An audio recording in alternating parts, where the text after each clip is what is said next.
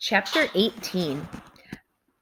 I know what you're thinking, Blue said, appearing at Logan's elbow. You're thinking, wait, a mammoth's not a mythical creature? Way too advanced, Logan said. My brain stuck back at, hey, there's a mammoth on the floor. His skin prickled with excitement. I should ask you guys for a list so I won't keep being surprised by everything. Blue laughed. The mammoth snorted and rolled sideways so its trunk flopped over the edge of the pillow. A small honey-colored tusk poked out on either side of its trunk, and a furry tuft of brown hair hung over its eyes. All right, wait, said Logan. A mammoth's not a mythical creature. They really existed like forever ago, didn't they? Yup, Blue said. One of our best trackers rescued him from some kind of cloning lab when he was only a month or two old. I mean, where else are you going to put a mammoth, right? I guess the tracker thought the lab wasn't safe for him. That's not a full-grown mammoth, is it? Logan asked. From what he could tell, the animal on the floor was bigger than a horse, but not as big as he'd imagined a mammoth would be. Nah, the captain's only 2 years old, Blue answered.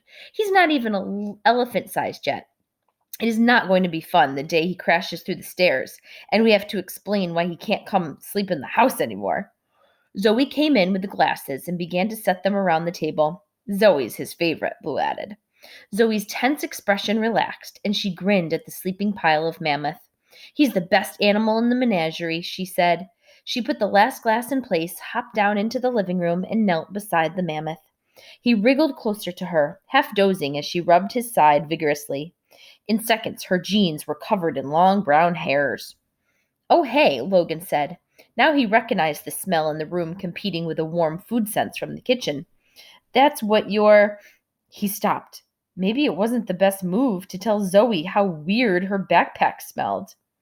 Zoe brushed at the fur on her hands with a rueful look.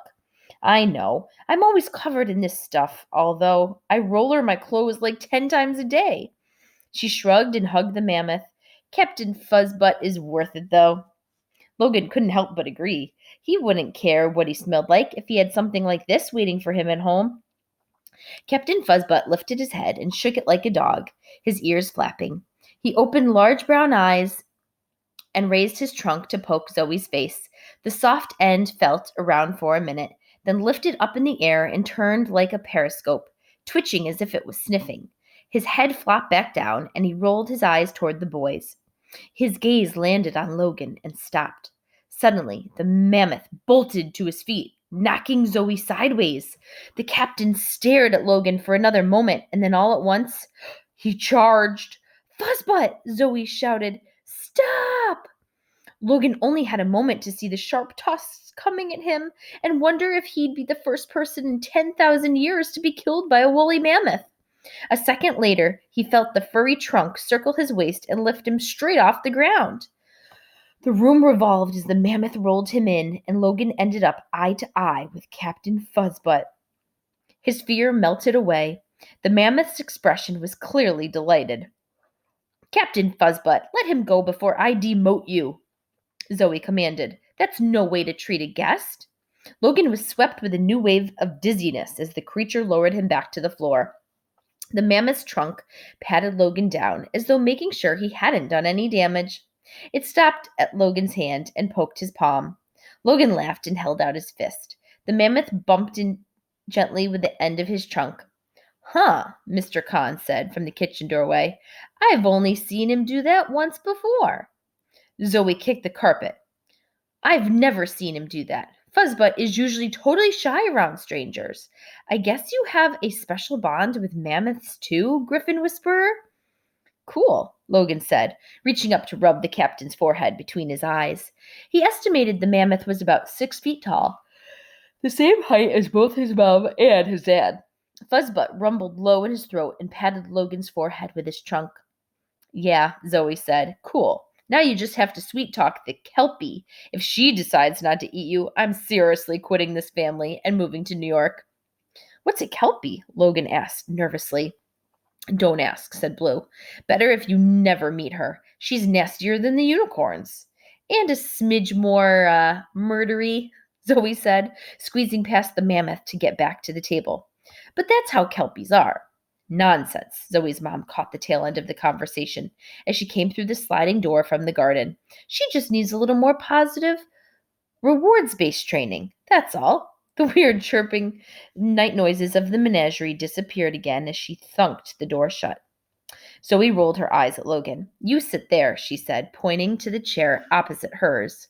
Logan obeyed, and the mammoth flopped down next to him with a thump that made the whole house shake.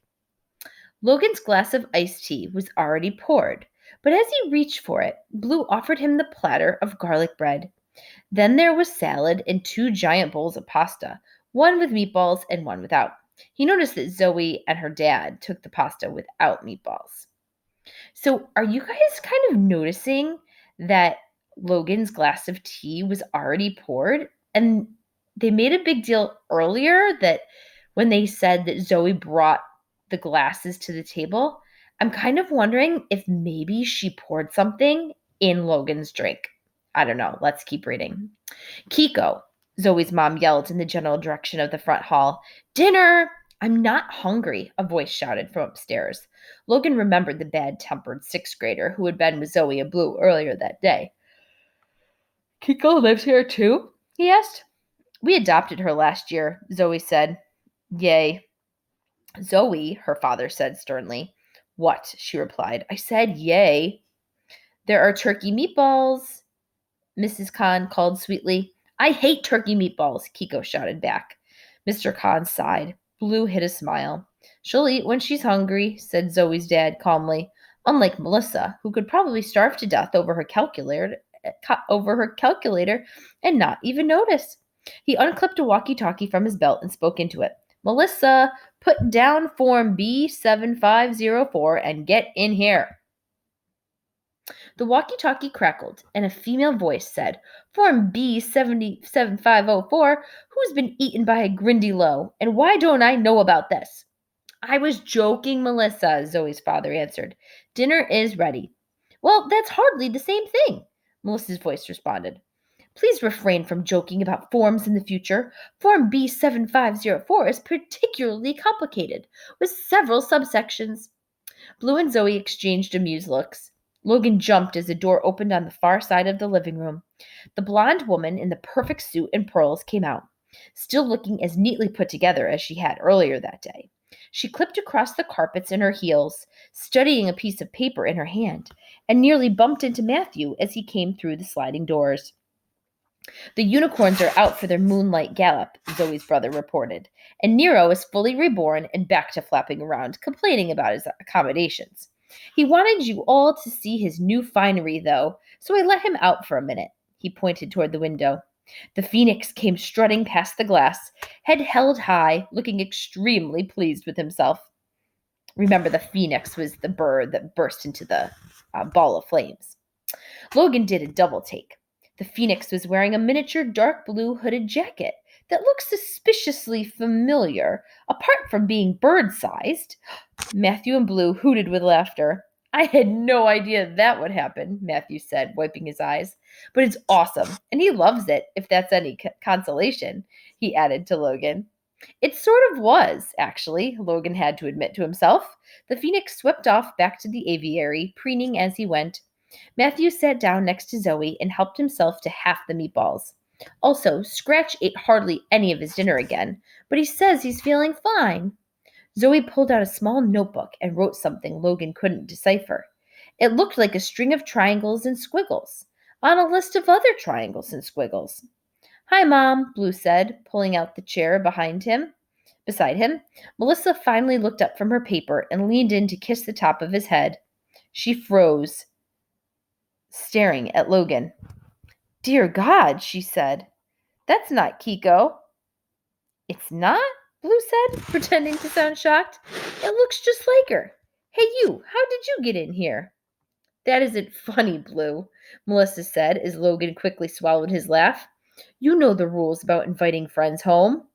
Her gaze drifted down to the mammoth sprawled across the floor, and her eyes widened. She made a face at the cons, like, the mammoth is right there. He's going to notice it any second.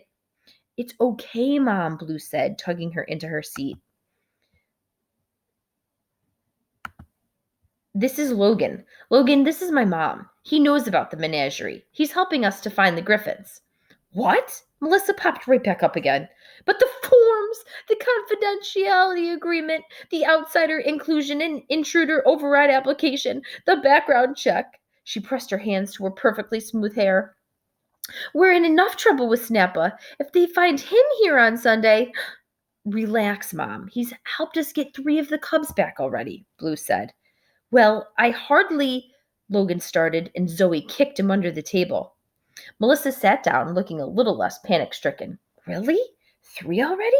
That's promising. She served herself a bowl of salad and then picked out all the cucumbers with her fork, carefully putting them in a separate bowl. Blue had done the same thing, Logan noticed. Sorry about this, Logan, said Mrs. Kahn, but we have to go over our Snapple list during dinner. Logan realized everyone had a notebook next to his or her plate except for him and Blue. There's a lot to get done before Sunday, Mr. Kahn said, rubbing his forehead exactly the way Zoe always did. Somebody please tell me you fixed the security camera over the rock's nest today. He sighed into the silence and made a note. I'll do it after dinner. Logan reached for his iced tea. A bowl of shredded cheese intercepted his hand halfway. The sauce is even better with cheese, Blue insisted. Seriously, try it. I'm almost starting to wonder if Blue knows that the iced tea was tampered with and he's helping Logan. Okay, Logan said. He looked across the table as he sprinkled the cheese and noticed Zoe staring at him and Blue oddly. Snappa seems kind of scary, he offered. Oh yeah, Blue said. Lots of rules, especially for mer people. Rules are there for the protection of the animals and humanity, said Melissa. But even you have to admit not all of this seems necessary, said Zoe's mom, waving her notebook. They're being unreasonably hard on us, considering the jackalope is perfectly safe and sound. Like the den for the Chinese dragon we never got, Matthew said through a mouthful of spaghetti. It's only been a few months since we were expecting it. After all, I don't understand why we have to convert that space into something else already. Snappa doesn't like us much, Zoe said glumly. Melissa shook her head. And if they find out about the griffin escape, they will shut us down with no hesitation. She took one meatball and started slicing it into small pieces in her